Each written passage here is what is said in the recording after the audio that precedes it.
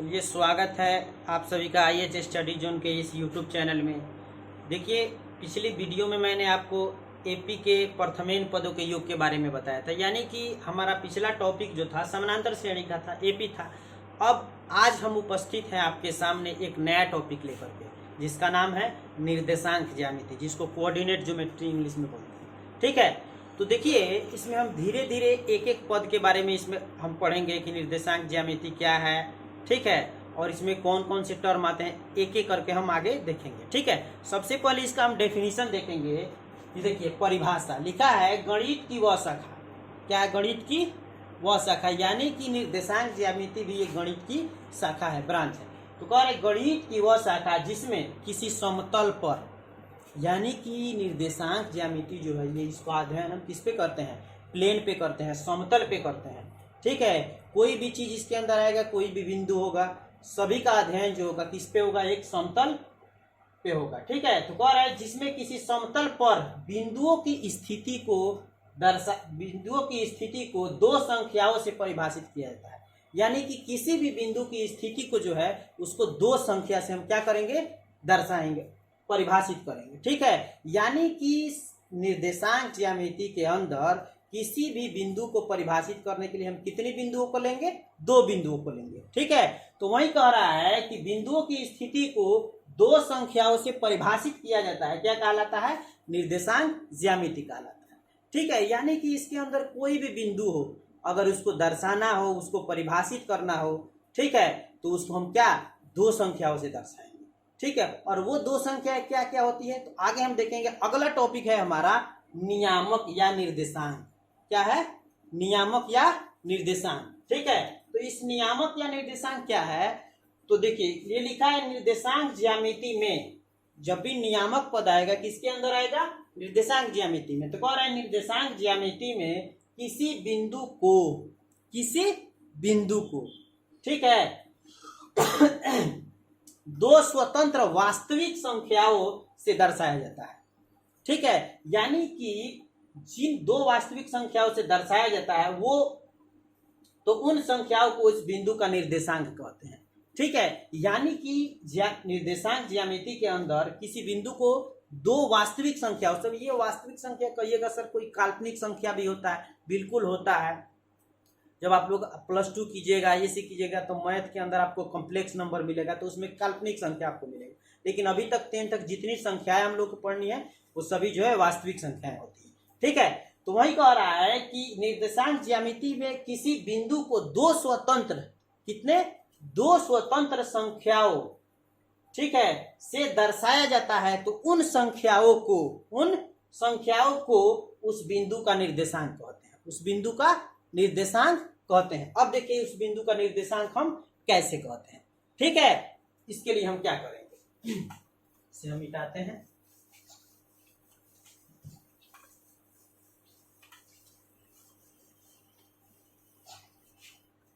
तो देखिए, ये हमारा होता है, आप लोग पढ़े होंगे, ये x अक्ष होता है और ये y अक्ष। तो इसको x और इसको x डैश y और इसको y डैश लेते हैं। ये हमारा ओरिजिन होता है। ठीक है, इसमें दाहिने तरफ जो होता है ये प्लस होता है और बाएं तरफ जो होता है माइनस होता है। ठीक है, ऊपर जो होता है प्लस होता है और नीचे जो होता है माइनस होता है। ठीक है, तो इसमें मान लिया जाए कोई बिंदु हमारा यहाँ हो गया P। क्या हो गया? P। लिखते हैं P हो गया। ठीक है, मान लिया जाए कोई बिंदु हमारा यहाँ पे हो गया Q। क्या हो गया? Q। ठीक है, और मान लिया जाए कि यहाँ पे हमारा बिंदु एक हो गया R। क्या हो गया? R। अब जो है इसमें हम देखेंगे कि इस नियामक के बारे में, किसके बारे में देखेंगे? नियामक के बारे में। अब आपसे पूछा जाए, फर्स्ट नंबर देखिए कि ये बिंदु जो है ये P का नियामक क्या होगा? P का नियामक या निर्देशांक। तो इस P के नियामक के लिए यही कहा, देखिए, दो स्वतंत्र वास्तविक संख्याओं से दर्शाया जाता है। तो इस P को भी दो वास्तविक संख्या से दर्शाया गया है। देखिए कैसे दर्शाया गया है। ठीक है, ये एक्स अक्ष है और ये वाई अक्ष है। तो इस P को हम देखेंगे एक्स अक्ष के सामने कितना पे है। तो ये एक्स अक्ष के सामने कितना पर है, 2 पर है, और वाई अक्ष के सामने भी कितना पर है, 2 पर है। तो हमारी पहली संख्या क्या हो गई, 2, और दूसरी संख्या भी 2 हो गई। तो इस तरह से इसका नियामक जो हो गया, P का नियामक हो गया हमारा क्या, 2,2। ठीक है, क्या हो गया, 2,2। ठीक है, उसी तरह अगर हमसे पूछता है कि ये Q का नियामक क्या होगा, Q का निर्देशांक या नियामक। ठीक है, तो देखिए Q जो है हम देखेंगे, पहला हमेशा x का होता है, दूसरा y का होता है। तो x के सामने हमारा कितना हो गया, -2। ठीक है, और कोमा y के सामने कितना पे है, 1। तो ये -2 और 1 ये क्या हो गया, नियामक हो गया या निर्देशांक हो गया इस Q का।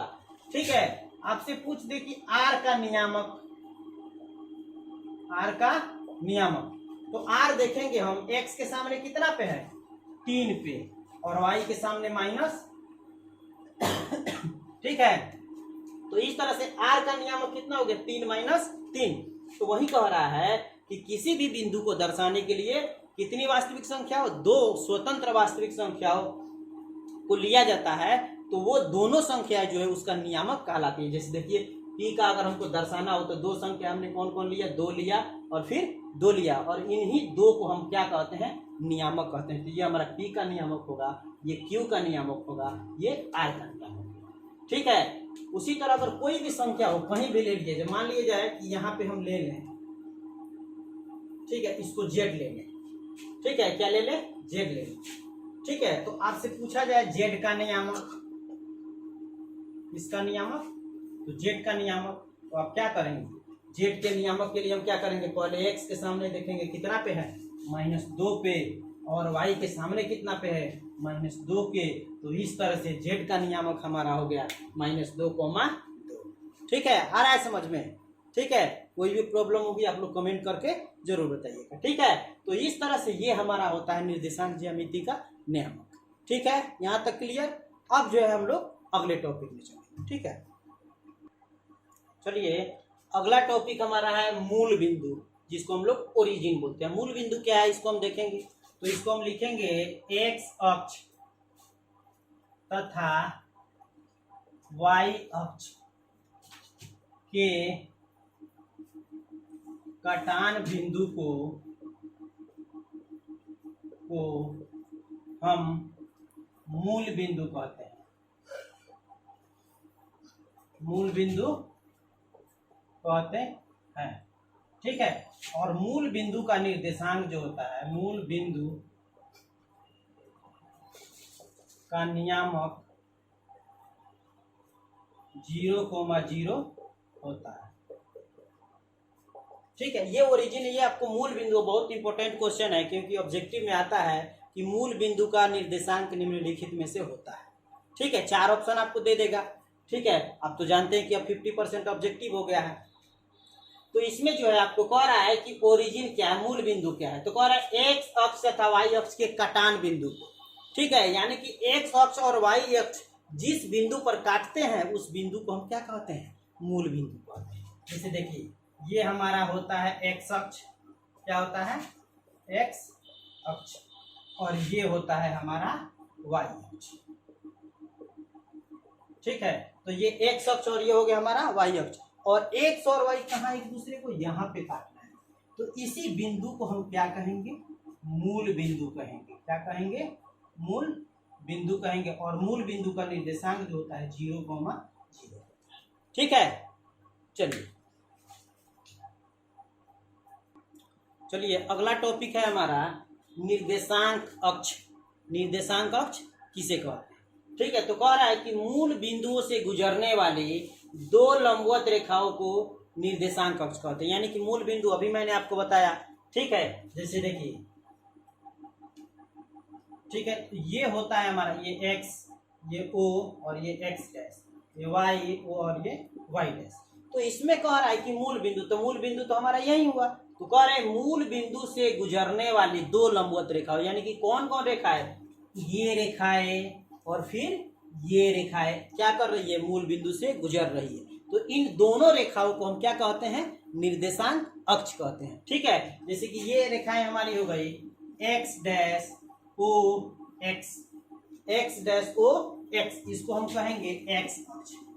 क्या कहेंगे, एक्स अक्ष। और ये हो गया हमारा Y O Y dash, Y O Y dash, इसको हम कहेंगे वाई अक्ष।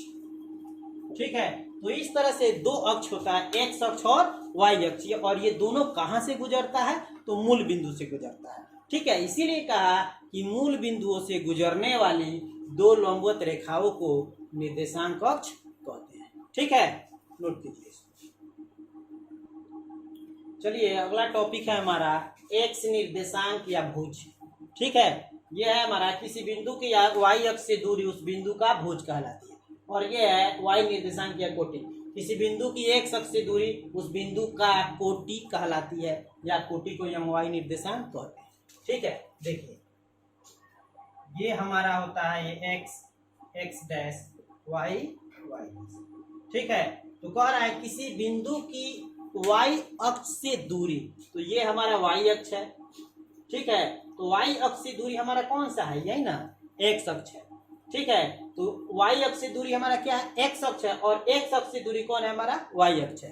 तो इसी तरह हमारा एक्स अक्ष से दूरी को हम क्या कहते हैं, कोटि कहते हैं, और वाई अक्ष से दूरी को हम भुज कहते हैं। यानी कि कहा जाए सामान्य भाषा में, तो ये एक्स अक्ष जो होता है इसको हम भुज कहते हैं। क्या कहते हैं, भुज।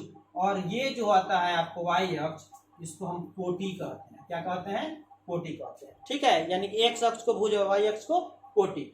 ठीक है, यानी कि एक्स अक्ष हमारा एक्स निर्देशांक हो गया, और इसी को हम भुज भी बोल देते हैं, जो वाई निर्देशांक हो गया, और इसको कोटि बोल देते हैं। ठीक है, जैसे देखिए ये हमारा हो गया, तो इसमें आपको निर्देशांक दिया रहता है, तो पहला जो होता है वो भुज का मान होता है, और दूसरा क्या होता है, कोटि का मान होता है।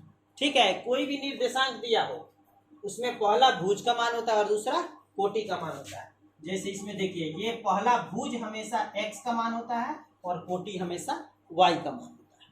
ठीक है, जैसे आपको एग्जांपल में देखिए, जैसे दे दे -4 5। ठीक है, इसमें आपसे पूछ रहा है कौन सा भुज है, कौन सा कोटि है। ठीक है, तो इसमें हम देखेंगे, इसको ऊपर लिखिए -4, 5। तो इसमें ये पहला जो होता है ये आपको होता है एक्स का मान, और दूसरा जो होता है वाई का मान होता है। और ये एक्स का मान वाला इसको हम लोग भुज बोलते हैं, और इसको हम लोग क्या बोलते हैं, कोटि बोलते हैं। क्या बोलते हैं, कोटि बोलते हैं। ठीक है, तो आपसे पूछ दे, फिर पूछ दे कि 2, 3 में, कई बार एग्जाम में पूछा भी है कि 2, 3 में आपको कोटि का मान क्या है, तो 2, 3 में आपको पहला भुज का मान होता है, दूसरा कोटि का मान होता है। तो ये इसको हम कहेंगे भुज, और ये हमारा होता है कोटि। बहुत ही इंपॉर्टेंट क्वेश्चन है। ठीक है, इंपॉर्टेंट टॉपिक है। तो इस तरह से हम देखें कि एक्स वो हमारा भुज जो होता है, और वाई कोटि होता है, और इसमें जो भी दे आपको भुज और कोटि का मान आराम से देख सकते हैं। ठीक है, देखिए देखेंगे अब हम लोग चतुर्थांश के बारे में, क्वाड्रेंट। ठीक है, तो चतुर्थांश जो है हमारा 4 होता है। कितना होता है, 4। देखिए ये आपको हो जाएगा, आपको X, X dash, Y, Y dash. ठीक है, तो ये जो होता है ये प्रथम चतुर्थांश होता है। कौन सा होता है, प्रथम चतुर्थांश होता है। ये होता है हमारा द्वितीय चतुर्थांश। ठीक है, ये होता है हमारा तृतीय चतुर्थांश, और ये होता है हमारा चतुर्थ चतुर्थांश। ठीक है, तो इसमें जो हम साइन देखेंगे, चिन्ह देखेंगे, प्रथम चतुर्थांश में जो होता है दोनों प्लस होता है, अर्थात हमारा जो कोऑर्डिनेट होता है, निर्देशांक होता है, एक्स और वाई से बनता है, तो इसमें एक्स भी प्लस और वाई भी प्लस होता है। ठीक है, एक्स भी प्लस और वाई भी प्लस होता है। अब देखेंगे अब द्वितीय चतुर्थांश में क्या होता है। ठीक है, तो इसमें जो है एक्स माइनस होता है और वाई प्लस होता है, यानी कि पहले माइनस और बाद में प्लस, यानी कि एक्स माइनस और वाई प्लस। तृतीय चतुर्थांश में क्या होता है कि दोनों का दोनों माइनस होता है, यानी एक्स भी माइनस और वाई भी माइनस, ठीक है। और चौथा चतुर्थांश जो होता है, चतुर्थ जो होता है, इसमें आपको क्या होता है, पहले प्लस और बाद में माइनस, यानी कि एक्स का मान जो आएगा वो प्लस में आएगा और वाई का मान जो है माइनस में आएगा, ठीक है। और बहुत ही इंपॉर्टेंट है, इस पे एक आपको ऑब्जेक्टिव निश्चित पूछता है, ठीक है। देखिए आपसे पूछ देगा कि -2,3 किस चतुर्थांश में स्थित है, किस चतुर्थांश में स्थित, ठीक है। तो आपको देखना होगा किस चतुर्थांश में स्थित है, आपको दे देगा प्रथम, द्वितीय, तृतीय, चतुर्थ, ठीक है। तो इसमें आप क्या कीजिएगा, इसके आंसर आपको बनाने के लिए आप देखिएगा पहले किसका सिंबल है, माइनस का, उसके बाद वाला अंक में कोई चिन्ह नहीं है। जब कोई चिन्ह नहीं होता है तो आप जानते हैं कि उसके आगे जो है प्लस छिपा होता है, ठीक है। तो इसके आगे क्या है, प्लस। तो ये माइनस और ये प्लस, माइनस प्लस ये किस चतुर्थांश में होता है, तो द्वितीय चतुर्थांश में। तो ये जो होगा हमारा कौन सा चतुर्थांश होगा, -2 का द्वितीय चतुर्थांश, कौन सा होगा, द्वितीय चतुर्थांश, ठीक है। अब देखिए जैसे दे दे आपको -5, ये आपसे पूछ दे कि किस चतुर्थांश में होगा। आप देखिए इसका कि दोनों के आगे माइनस है, दोनों के आगे माइनस है, तो दोनों के आगे माइनस जो होता है तृतीय में होता है। तो ये कौन सा चतुर्थांश है, तृतीय चतुर्थांश, ठीक है। कौन सा चतुर्थांश है, तृतीय चतुर्थांश, ठीक है। तो इस तरह से हमारा हो गया क्या कि चतुर्थांश हमारा 4 होता है, प्रथम, द्वितीय, तृतीय, चतुर्थ, ठीक है। जिसमें प्रथम में दोनों प्लस, इसमें माइनस प्लस, इसमें दोनों माइनस, इसमें प्लस माइनस, और ये पहला जो एक्स का मान होता है, दूसरा वाई, ठीक है। इसमें -2, 3, ये पहला एक्स का मान -2, वाई का मान 3, तो ये पहले माइनस और बाद में प्लस, तो ये हमारा द्वितीय होता है, और दोनों माइनस ये हमारा क्या हो गया, तृतीय हो गया। अगर यहाँ हम देखते हैं, ठीक है, जैसे आपको दे दे 4 - 5, तो ये आपको हो गया पहले प्लस और बाद में माइनस। तो ये पहले प्लस और बाद में माइनस किस में होता है, चतुर्थ में होता है, ठीक है। तो ये कौन सा होगा, चतुर्थांश, ठीक है। अगर डायरेक्टली ऐसे दे देता है 1, 2, तो दोनों के आगे प्लस है, तो ये हमारा कौन सा होता है, प्रथम चतुर्थांश, ठीक है। तो अभी हमने देखा चतुर्थांश, ठीक है। चलिए अगला टॉपिक हम लोग पढ़ेंगे दूरी सूत्र, डिस्टेंस फॉर्मूला, यानी कि दो बिंदु दे दिया हो अलग अलग और उनके बीच की दूरी निकालने का सूत्र आपको पूछ देगा, ठीक है, या उनके बीच की दूरी निकालने के लिए आपको बोलेगा, ठीक है। मान लिया जाए ये आपको हो गया कोई रेखाखंड ए बी हो गया और इसका निर्देशांक दे दिया और फिर इसका निर्देशांक दे दिया, ठीक है। दोनों का अलग अलग आपको क्या दे दिया, निर्देशांक दे दिया, ठीक है। और जब निर्देशांक दे दिया तब आपसे कहे कि दूरी निकालने के लिए, तो दो निर्देशांक देगा। तो मान लिया कि ये पहला जो होता है ये एक्स वाई होता है, ठीक है, और इसमें भी एक्स और वाई होता है। तो देखिए एक बिंदु रहेगा तो एक्स वाई, लेकिन ये डबल बिंदु हो गया, तो इसके लिए हम क्या करेंगे, दोनों में कुछ डिफरेंसेस अपनाने के लिए, दोनों में कुछ अंतर दिखने के लिए, ए का निर्देशांक है, ये बी का निर्देशांक है, उसके लिए हम थोड़ा सा उसमें हम क्या चेंजिंग करते हैं। इसके लिए हम क्या करते हैं, इसको x1 मानेंगे और इसको मानेंगे y, ठीक है, इसको क्या मानेंगे y1, इसको हम मानेंगे x2 और इसको मानेंगे y2, ठीक है। इस तरह से अब हमारा a का निर्देशांक हो गया x1 y1 और b का निर्देशांक हमारा हो गया x2 y2, ठीक है। अब ये हमारा रेखाखंड AB जो हो गया, AB के बीच की दूरी का फॉर्मूला क्या होगा, ठीक है।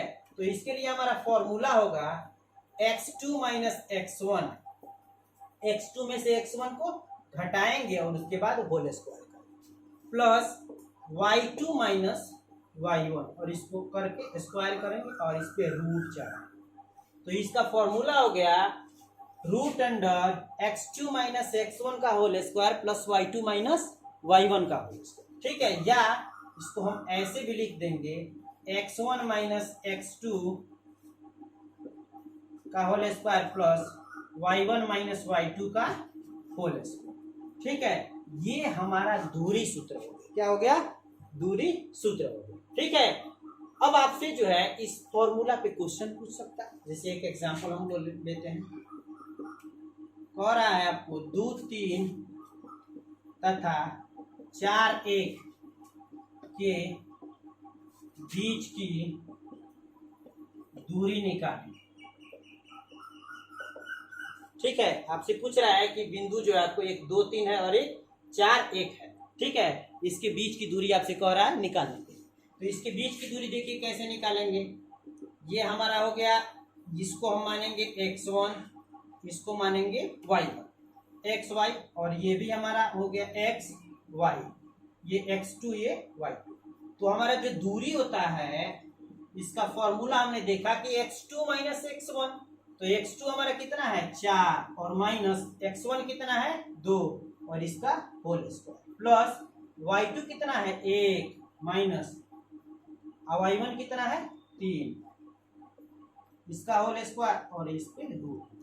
तो आप देखिए 4 में से 2 घटाइएगा 2 और ये 3 में से 1 घटाइएगा -2, इसका स्क्वायर। ठीक है, तो 2 का स्क्वायर 4 और ये 2 का स्क्वायर 4, 4 और 4 कितना होगा √8। ठीक है, कितना होगा √8, और ये √8 जो होगा इसको जब तोड़िएगा 2 दूना 4 दूना 8, तो इस तरह से डबल आपको 2 डबल हो गया तो एक बाहर निकलेगा तो 2 और √2 इकाई, यही क्या हो गया हमारा आंसर हो गया। यानी कि जब दूरी सूत्र निकालना हो 2 3 और ये 4 1 हो गया तो हम क्या करेंगे, इस फॉर्मूला पे निकाल लेंगे, इस पे भी निकाल लेंगे, कोई दिक्कत नहीं होगी। x2 minus x1 plus y2 minus y1, तो 4 माइनस 2 और 1 माइनस 3, तो 4 में से 2 घटेगा 2 और 3 माइनस 1, तो ये हो गया -2, 2 का स्क्वायर 4 और 2 का स्क्वायर 4 होगा, लेकिन -2 बार गुना होगा तो प्लस हो जाएगा, 4 4 8 और इसका क्या हो जाएगा 2√2। तो ये ऐसे निकलता है हमारा दूरी सूत्र। ठीक है, एग्जाम्पल हम लोग लेते हैं 4 2 तथा -1 के बीच की दूरी निकालें। ठीक है, तो आप समझ सकते हैं ये हमारा x1 का मान और ये y1 का मान, ये x2 का और ये y2 का, तो हमारा जो इसके बीच की जो दूरी होगी, ठीक है, फॉर्मूला क्या होता है x2 माइनस x1, तो x2 हमारा कितना हो गया -1 और माइनस x1 कितना हो गया 4 और इसका whole square, plus y2 minus y1, y2 हो गया -1 और ये हो गया 2, इसका ठीक है, तो माइनस माइनस प्लस 4 और एक -5 का square plus minus minus plus ये हो गया -3 का स्क्वायर। ठीक है, तो 5 का स्क्वायर 25 प्लस 3 का स्क्वायर 9। ठीक है, अब इसको ऐड कीजिए, 9 5 14 का 4 2 1 3, तो इस तरह से हमारा 14 इकाई जो हो गया क्या इसके बीच की दूरी, इसका वर्गमूल नहीं निकलेगा। ठीक है, अगला क्वेश्चन एक और देख लीजिए। एक क्वेश्चन होता है जिसे आपको दे देगा 4 2 की मूल बिंदु से दूरी निकाले या ज्ञात कर, या होता है ऐसा है कि मूल बिंदु से दूरी क्या होगी। ठीक है, तो सबसे पहले ये हमारा हो गया x1 और ये y1। ठीक है, अब कहिएगा सर इसमें x2 और y2 तो दिया नहीं है, तो देखिए एक चीज दिया है इसमें, मूल बिंदु दिया है। क्या दिया है? मूल बिंदु, और मूल बिंदु का निर्देशांक 0 0 होता है, तो इसको हम x2 और इसको y2 मान देंगे। ठीक है, तो इसको जब दूरी निकालेंगे तो x2 माइनस x1 यानी कि 0 माइनस 4 का स्क्वायर, और ये हो गया आपको 0 माइनस 2 का स्क्वायर। ठीक है, तो ये हो जाएगा 0 में 4 घटाएंगे, ये -4 का स्क्वायर प्लस ये हो गया -2 का स्क्वायर, तो 4 का स्क्वायर 4 चौका 16 प्लस 2 का स्क्वायर 4 चौक 2 दूना 4, 16 4 20, और 20 हमारा जो हो जाएगा 4 गुने 5, तो 4 का आपको हो जाएगा 2√5 इकाई। ठीक है, तो इस तरह से बिंदु 4 2 की मूल बिंदु से दूरी कितनी हो जाएगी 2√5 इकाई हो जाएगी। ठीक है, देखिए अगर ऐसा पूछता है इसको ऑब्जेक्टिव में कि बिंदु 4 2 की, कुछ भी पूछ सकता है, 4 2 की 3 5 की, कुछ भी पूछे कि मूल बिंदु से दूरी, तो हम क्या करेंगे, कुछ नहीं करेंगे, सिर्फ इसका स्क्वायर और इसका स्क्वायर करके और दोनों को आपको क्या करेंगे, सिर्फ वर्गमूल करके ऐड कर देंगे। ठीक है, यानी कि इसको हम ऐसे भी बना सकते हैं। यहाँ देखिए इसको हम सिर्फ आपको इसको दूरी जब निकालना हो मूल बिंदु से तो 4 का स्क्वायर प्लस 2 का स्क्वायर 16 प्लस 2 दूना 4 और ये 20 और ये हो गया आपको 4 पचे 20 4 का हो गया 2 5 इस तरह से हमारा क्या हो गया, इस तरह से भी हम निकाल सकते हैं। ठीक है, तो चलिए फिलहाल आज के लिए इतना ही। ठीक है, आई होप कि आप लोग को ये वीडियो पसंद आया होगा।